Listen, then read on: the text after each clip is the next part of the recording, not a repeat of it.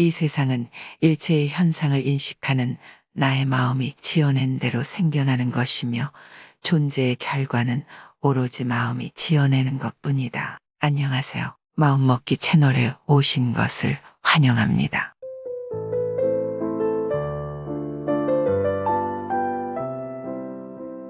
불교의 사상 중에 일체유심조라는 말이 있는데요.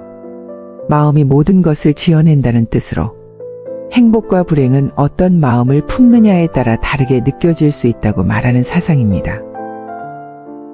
그렇기에 아무리 엄청난 마음 수련을 거친 석가모니도 부정적인 생각을 계속 되뇌는 것은 나에게 주어진 고통을 겪어내고 마는 것이 아니라 현 상황에서 스스로에게 더 고통을 주는 행위라고 했습니다. 석가모니는 이렇게 말했습니다. 나에게 온 첫 번째 화살은 아무도 피해갈 수 없으며 두 번째 화살은 흉을 지게 만드는 것이라고 합니다. 외부의 상황으로 혹은 타인으로부터 맞아서 생긴 첫 상처는 어쩔 수 없지만 그 상처를 계속 긁고 건드리는 것은 스스로 흉지게 만드는 것이며 그런 것을 멈추기만 해도 우리의 불행은 훨씬 줄어들 수 있다고 합니다. 우리 인간은 불완전한 존재입니다. 인간은 부정적인 것에 훨씬 더 큰 영향을 받는다는 사실을 인정하고 받아들이는 것부터가 변화의 첫 출발이 됩니다. 그리고 사물을 바라보는 나의 마음이 어떤 마음을 먹느냐에, 즉 결국 모든 것이 내 마음에 달려있다고 말합니다. 다 같이 석가모니의 말씀을 마음에 새기고 들으시면서 마음을 정화하는 시간이 되시기 바랍니다.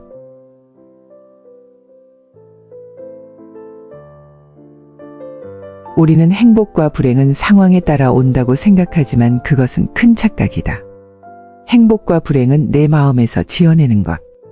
그 누구도 나를 행복하게 할 수 없고 불행하게도 할 수 없다. 슬픈 감정을 느끼는 것 역시 마찬가지다. 상대가 나에게 슬픔을 가져다 준 것이 아니라 그저 내 마음이 상대의 행동이나 말을 슬프게 받아들여서 그런 것이다. 누가 나에게 욕을 하든 내 마음만 바로 선다면 어떤 곳에서든 행복할 수 있다.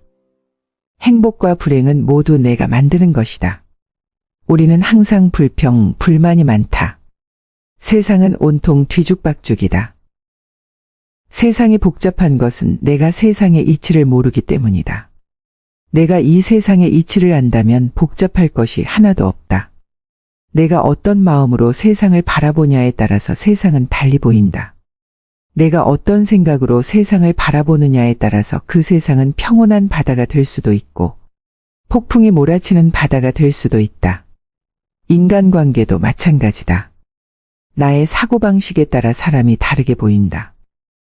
긍정적인 시각으로 보면 좋지 않은 사람도 좋게 볼 수 있고 부정적으로 보면 아무리 좋은 사람도 나쁘게 보인다. 마음을 다스려라. 현명한 이는 자신의 마음을 잘 다스린다. 칭찬과 비난에도 포기하지 않고 눈먼 쾌락을 쫓지 않으며 그 어디에도 집착하지 않는다. 즐거움과 괴로움에 동요되지 않는다. 현명한 이는 인생의 즐거움과 괴로움의 파도 속에 있지 않고 저 멀리 언덕에 앉아 사자의 갈기를 휘날리며 몰아치는 파도를 그저 지켜본다. 세상에는 사람과 사람 간의 갈등과 다툼이 끊이지 않는다. 갈등으로 인한 원한과 분노 등의 감정은 우리를 어쩔 수 없이 긴장시킨다. 혹자는 원한이 있다면 직접적으로 원한을 되갚아주라고 말하지만 그로 인해 상처받는 사람은 바로 우리 자신이다. 원망을 내려놓지 못하면 수많은 부정적인 감정이 자신에게 무거운 짐이 된다. 원한을 원한으로 갚지 말라. 그리하면 마침내 원한은 그치리라. 참으면 원한은 그치게 되니 이것이 부처님의 법이다. 나를 헐뜯는 말을 들은 뒤에 그것을 되갚는다면 그 원한은 끝내 그치지 않을 것이다. 야속하지만 참으면 그것이 곧 이기는 것이다. 화를 다스려라. 화가 난다고 상대방이 화를 낸다고 해서 그대로 되갚아주거나 똑같이 화를 내면 상대뿐 아니라 자신에게도 고통이 돌아온다. 그러니 화를 참는 것이 모두를 위해 현명한 일이다. 하지만 치솟는 화를 꾹꾹 눌러 참으면 언젠가는 결국 폭발하거나 아니면 우라병이 난다. 참는다는 생각을 내는 순간 참음은 무게를 지니게 된다. 그 무게가 쌓이면 바위 덩어리처럼 존재는 무거워진다. 마음의 고요한 평화에 이르기 위해서는 화 자체가 생겨나지 않아야 한다. 그냥 성나는 마음을 꾹 눌러 억지로 참으라는 것이 아니다. 화난 마음에 휘둘리지 말고 잘 놓아버려야 한다는 말이다. 올라오는 성난 마음이 아무 의미가 없다는 것을 바로 깨쳐 알 수 있게 되면 자연스럽게 성나는 마음을 놓아버릴 수 있다는 말이다. 화가 나는 마음의 근본을 살펴보면 거기에는 반드시 자기 고집이 버티고 있다. 무슨 일로든 화가 잔뜩 났을 때의 자신을 돌이켜보면 그때의 내 마음은 내가 옳다, 상대가 잘못했다는 생각으로 가득 차 있을 것이다. 내가 잘못했다는 생각이 들 때에는 화가 나지 않는다. 또 비록 상대가 잘못했더라도 저 사람 입장에서는 그럴 수밖에 없었겠구나 하고 그의 처지와 마음을 이해하면 화가 나지 않는다. 또 남을 탓하는 것뿐만 아니라 나는 왜 이 모양일까 하고 자책하고 스스로를 탓하며 화내는 것 역시 나는 남보다 잘나야 한다는 자기 집착에서 비롯된 태도이다. 우리는 매사를 자기식으로 자기 입장에서 바라본다. 이렇게 세상 사람 각자가 자기 관점을 고집하다 보니 갈등이 생기고 싸움이 일어날 수밖에 없다. 내 고집과 내 생각에 갇힌 채로 세상을 보고 있었음을 깨우쳐야 한다. 그래야 상대방이 그럴 수도 있었겠구나 하고 이해가 된다. 나에게는 내 입장이 있듯이 상대에게는 상대의 입장이 있다. 그 이치를 깨쳐 나에게 갇혀있는 삶을 뉘우치면 헤아릴 수 없이 많은 공덕을 성취하리라. 분노와 자만심을 버려라. 그리고 이 모든 속박을 뛰어넘어라. 그 어떤 것에도 집착하지 않는 사람은 괴로운 것도 없나니 날카로운 곳을 가라. 부드럽게 만들어야 비로소 부러지지 않는다. 자신의 견해만이 옳다고 주장하는 것은 오래 갈 수 없다. 더구나 다른 사람에게 강요해서는 안 된다. 당신의 판단이 다른 누군가를 공격하기 전에 먼저 자신에게 귀를 기울여라. 더 좋은 방법은 우선 그냥 듣는 것이고 그러고 나서 애정과 연민의 마음을 자기 자신과 상대에게 건네라. 악한 말을 하지 말라. 남의 마음을 아프게 하지 말라. 분노의 찬말은 입을 찌르고 마음을 태움으로써 상대방뿐 아니라 나 자신도 다치게 하니 그 아픔은 칼로 베이는 것보다 더하다. 분노의 말은 고통을 불러오며 그 보복은 결국 그대 자신에게로 되돌아온다. 비록 화가 치밀더라도 욕하지 말라. 남의 검을 애써 찾아서 약점이나 단점을 들추어내지 말고 언제나 스스로를 단속하라. 성내는 마음에 머물지 말라. 남을 해칠 마음이 없으면 분노가 얽매이지 못하니 고난을 오래 품지 말고 성내는 마음에도 머물지 말라.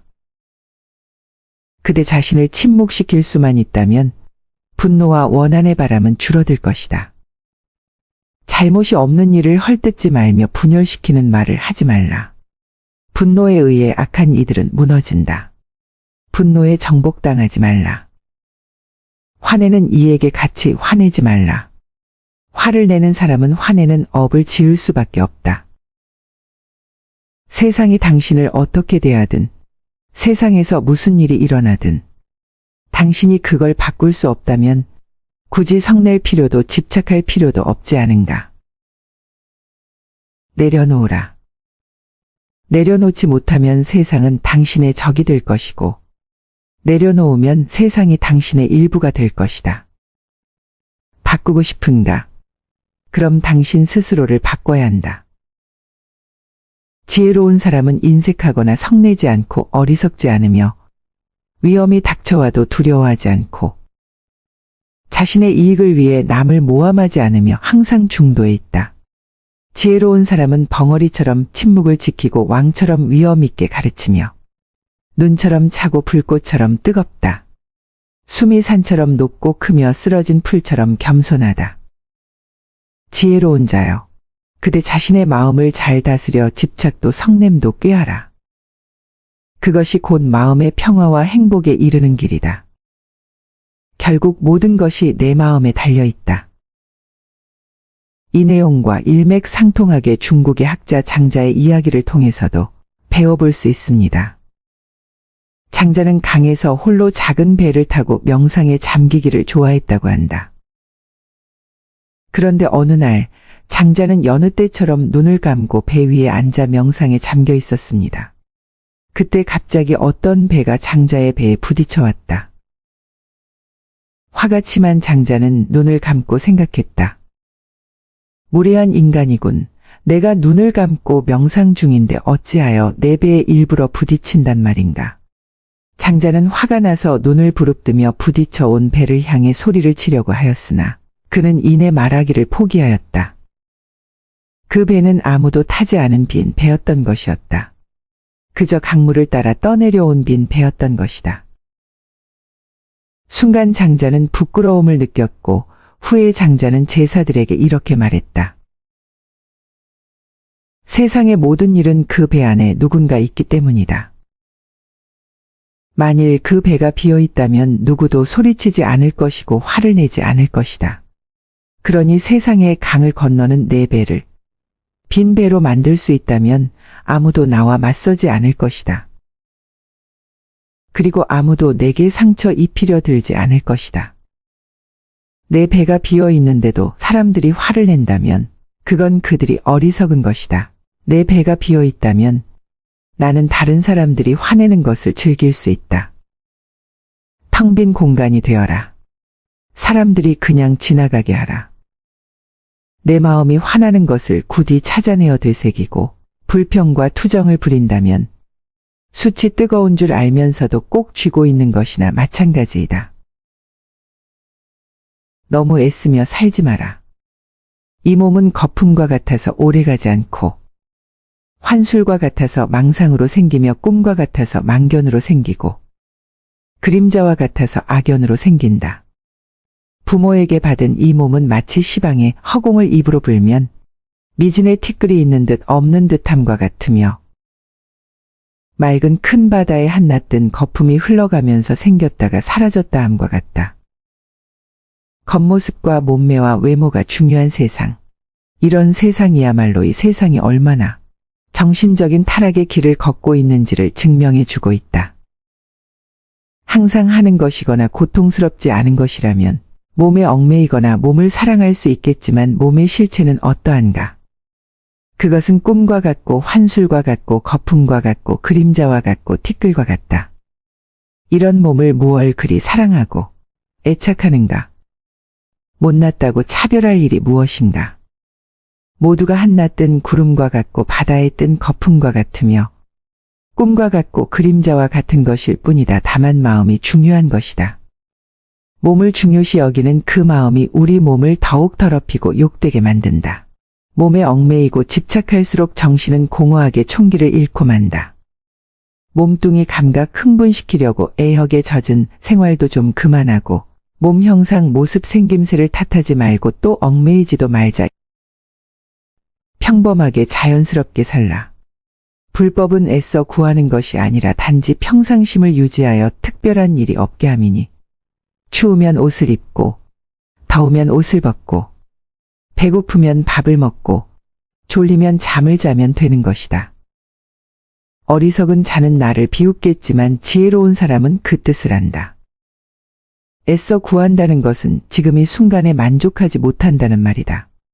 지금이 불만족스럽기 때문에 더 나은 무언가를 구한다는 뜻이다. 애써 구하는 바가 있으면 지금 이 순간의 평화는 깨어지고 만다.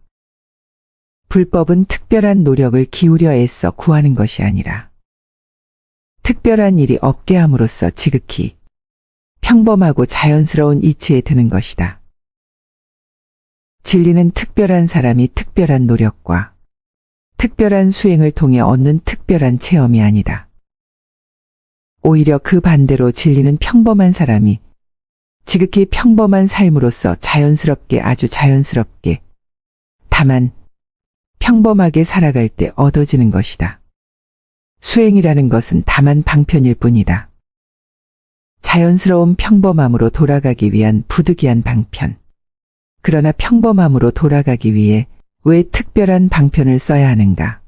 우리의 본래 바탕은 누구나 평범하기 그지없는 존재일진데 참된 삶이란 구하는 것이 없이 평범하게 순간순간을 살아갈 때 찾아온다. 그랬을 때 지금 이 순간 온전한 만족이 있고 온전한 자족과 현존 속에서 집중과 깨어있음이 깃든다. 배고프면 밥을 먹으면 되고 오직 그 순간 밥 먹는 것에만 집중하면 된다. 그런데 밥 먹으며 다른 생각하고 더 좋은 음식 먹고자 욕심내고 온갖 번뇌를 몰아가니 밥만 먹지 못하는 것이다.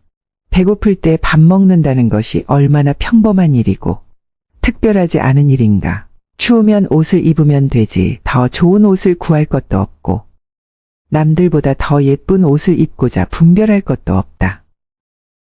그저 평범하게 특별하지 않게 구함 없이 사는 것이 지혜로운 삶이다. 행복하라, 평안하라, 안락하라. 사물이 통달한 사람이 평화로운 경지에 이르러 이와 같이 선언하라. 살아있는 모든 것은 다 행복하라. 평안하라. 안락하라. 마치 어머니가 목숨을 걸고 외아들을 지키듯이 모든 살아있는 것에 대해서 한량없는 자비심을 바라라. 또한 온 세계에 대해서 무한한 자비를 행하라. 원한도 적도 없는 자비를 행하라. 서 있을 때나 길을 갈 때나 앉아 있을 때나 누워서 잠들지 않는 한 언제나 이 자비심을 굳게 가지라. 자비심에도 연습이 필요하다. 무작정 자비심이 일어나지 않는 것에 화를 내거나 답답해할 필요는 없다. 우리 마음은 연습하고 반복되는 것에 대한 흡수율이 뛰어나기 때문에 자비심에도 연습이 필요한 것이다. 살아있는 모든 것은 다 행복하라, 평안하라. 처음에는 입으로 염성하지만 그것이 반복되다 보면 자비심이 내 세포 하나하나에까지 전달되어 내 존재 자체가 자비심으로 차오르게 되는 밝은 전환을 경험하게 될 것이다. 자비의 개성을 입으로 염하고 마음으로 생각할 때 그 개성은 특별한 에너지와 기운으로 나와 내 주변의 세계에 고스란히 전달된다. 이 세계를 밝히기 위한 노력으로 불교의식에는 축언과 발언이라는 독특한 방식이 있다. 입으로 마음으로 남을 위해 축언해주고 발언해주는 것이 언뜻 보기에는 너무나도 작은 것처럼 느껴질지 모르지만 진리의 언어는 침묵 아니면 자비가 담긴 축언에 있다. 자비의 개성을 세상 모든 이들을 향해 축복의 단비로 내릴 수 있도록 뿜어져라. 자비심이야말로 모든 이들이 실천해야 할 가장 중요한 진리의 덕목이다. 일체 모든 존재에게 한량없는 자비의 마음을 바라라. 살아있는 모든 것은 다 행복하라. 평안하라, 안락하라 라는 자비의 개성을 늘 잊지 말고 내가 만나는 모든 존재들을 향해 나누어주라. 이 한마디 개성을 읊을 때 내 마음은 한없는 자비로 넘치며 내 주인은 자비의 광명으로 물결친다. 온 세계를 향해 한량없는 자비심을 내라. 과거와 미래를 잊어라. 지나간 과거에 매달리지도 말고 아직 오지 않은 미래를 기다리지도 말라. 오직 현재의 한 생각만을 굳게 지켜보아라. 그리하여 지금 할 일을 다음으로 미루지 말고 담아놔라.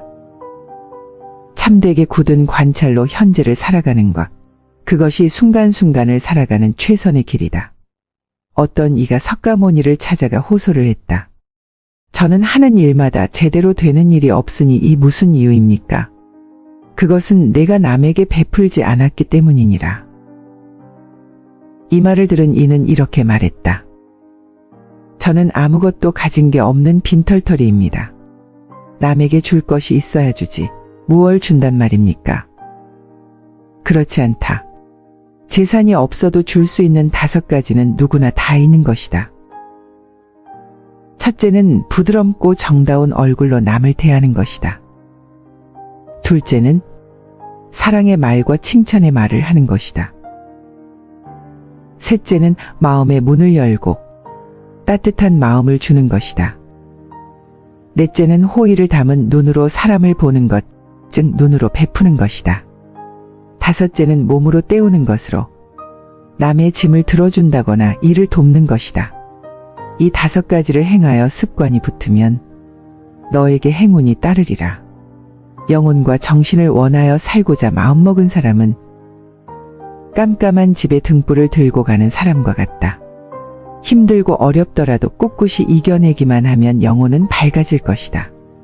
오늘의 석가모니의 인생 지침이 되는 말씀은 여기까지입니다. 우리는 매일 마음을 정화하지 않으면 스트레스와 미래에 대한 불안과 불만으로 채워질 수 있습니다.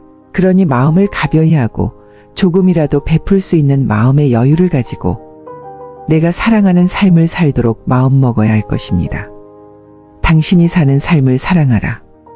인생이란 폭풍우가 지나가길 기다리는 것이 아니라 폭풍우 속에서 춤을 추는 것이다. 감사합니다.